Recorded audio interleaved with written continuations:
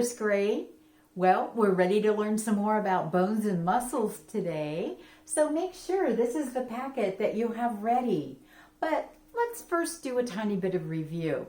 Well, guess what? Bonita loved being with first grade, and she wanted to be here again today. So she's sitting on the table, and actually, as she's sitting, you're able to see how her body is flexible, how she has joints, ball and socket, and she's able to sit there. So she's going to be joining us. Also, I know you remember Mr. Bones. So let's look at Mr. Bones for just a minute. So Mr. Bones has our skeleton right here, our skull, the staples, the ribs, the femur, and phalanges. So we'll talk a little bit more about each of these today. So let's get started. Go ahead and open up your workbook, and we're going to be on page 149. Our bones actually are very helpful in helping protect our bodies. Okay, there's things inside us that are very fragile, and our bones help protect them. Think about football players. Right here we have a helmet. Why do football players wear helmets? Is a helmet easy to break? I don't think so. Maybe you do skateboarding. If you do, you would definitely wear a helmet. If you go out bike riding, you definitely wear a helmet. Even though you have a skull, you want to be very careful. If you were to fall, our skull protects our brain that's inside here, but helmets even give it more protection. So let's look at this. Right here I have a helmet, and we're going to pretend that this red balloon is actually a head, okay? Now, our balloon's kind of fragile. What if you were to poke at it really hard with something? You could pop it, right? So we're going to pretend this is a head right now. So if I were to put a helmet on my balloon head, would the head be more protected wearing the helmet? Or if I took the helmet off? Well, definitely it would be more protected with a helmet, wearing a helmet. My husband sometimes rides a motorcycle, and he wears a helmet. And one time, this was a couple years ago, a car ran right into him, and he fell off of his motorcycle. And thank God he didn't get hurt too very much. And because he had a helmet on, it was a motorcycle helmet, not this type, his head was totally protected. No head injuries, but guess what? His helmet was pretty scraped up. The front part was all cracked. So thank goodness he had a helmet on to protect his head, because head injuries can be kind of serious. So it's really good to have a helmet. So we blew up a balloon. Is a balloon, does it break easily? Yes. When I place that balloon inside the helmet, is the balloon more protected in the inside of the helmet or on the outside? I would definitely say in the inside of the helmets. Helmets protect the balloon there. So right here is a picture of the skeleton. Once again, the skull is up here, and inside that skull part is your brain, like I had said earlier. Here we have ribs, and they protect our heart and our lungs. And then we have a backbone, and that's what protects our spinal cord. So bones are very hard. They protect the soft parts inside our body. In Psalms 100 verse 3 it says, "Know that the Lord, it is God. It is He who made us, and we are His." So Bonita is going to help us for a minute right now. And as we can see, on the backbone, right here, these are all the discs. There's so many parts to our backbone.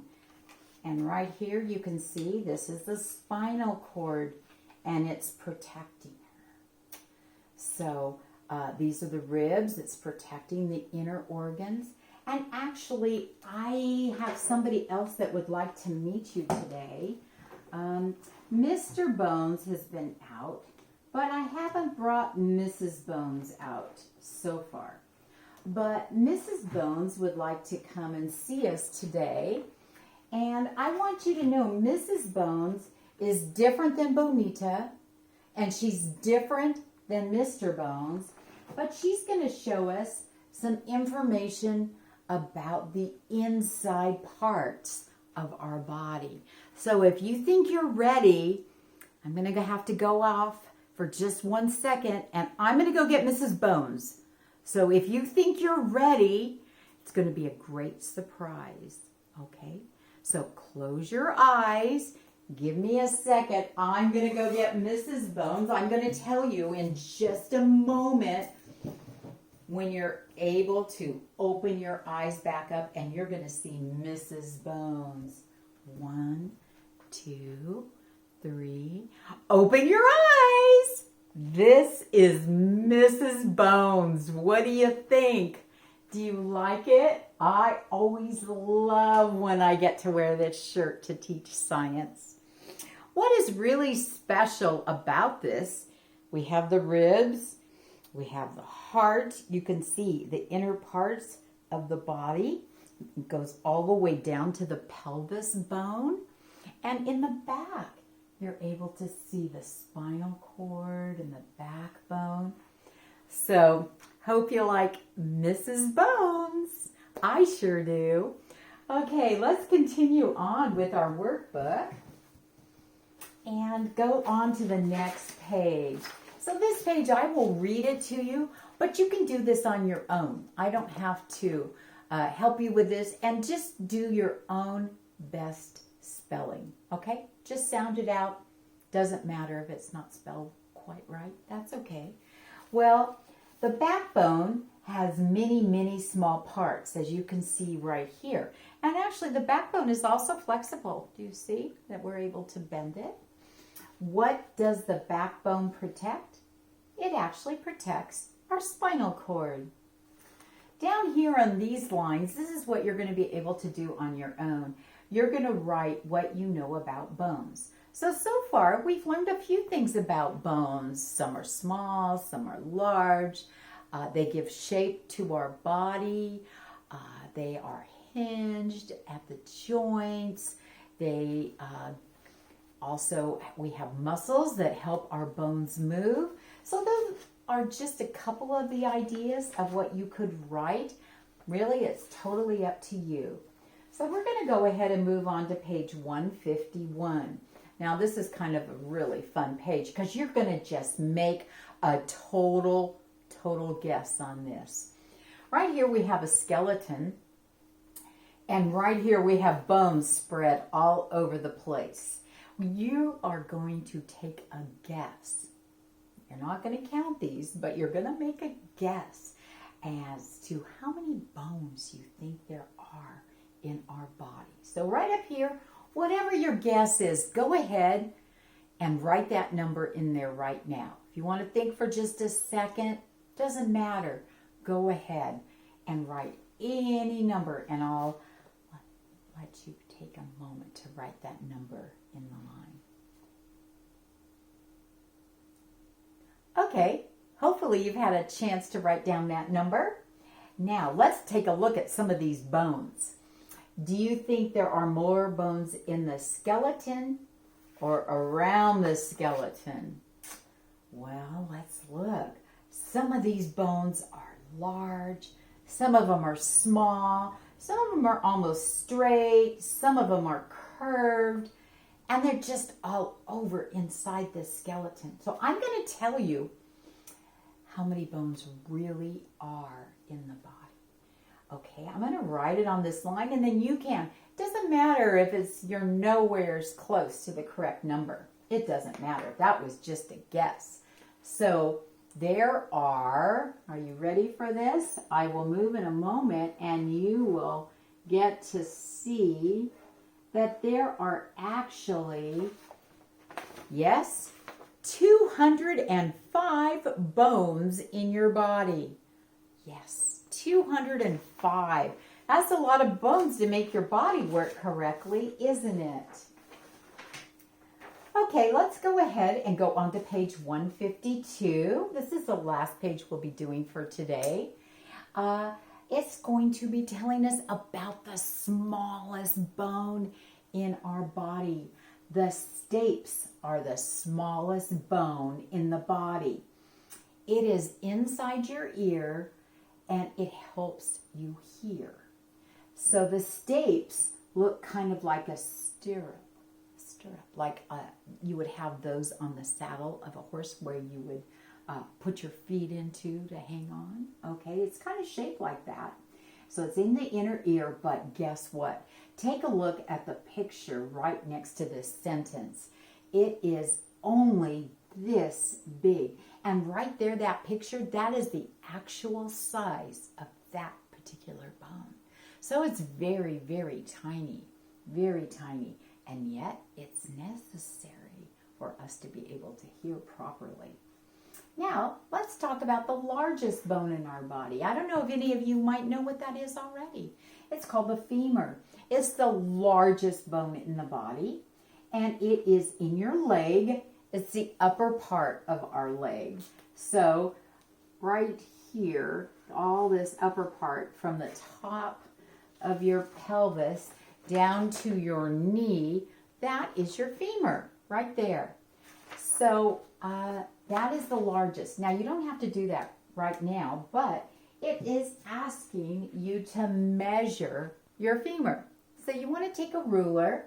It says my femur is blank inches long.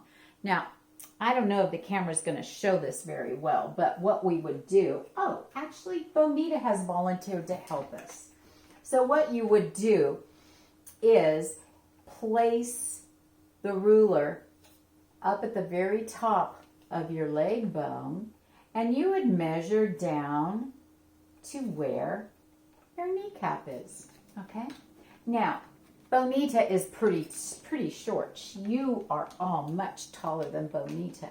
So actually, her femur is going to be smaller than yours, but we'll just use her as a guide. So right here, we are measuring, and her femur is 8 inches long. Oh, thank you, Bonita, for helping us right now. Now, yours are going to be longer than that. If you have a sister or brother that is younger than you are, their femur is going to be smaller than yours because theirs is still growing.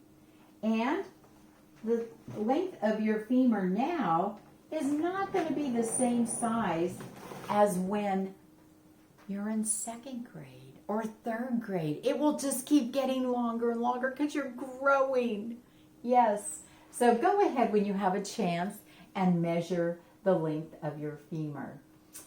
Right here it says phalanges are the bones in your fingers and your toes. So give them all a wiggle. You have 10 fingers, 10 toes. Do a stretch. Do a wiggle. We haven't been able to stretch together for a while, so do a stretch. Wiggle those phalanges. Wiggle those toes. Yes. So we are so grateful for the bodies that God gave us. We have to exercise, eat properly. That keeps everything healthy, keeps our bones growing nice and strong. I hope you liked having Mrs. Bones with you today. She's going to be here with us every day for the rest of the chapter that we're going to be on bones. So we will be doing more, but that's all you need to do for today. I will see you next week again to do some more science. Bye, 1st grade.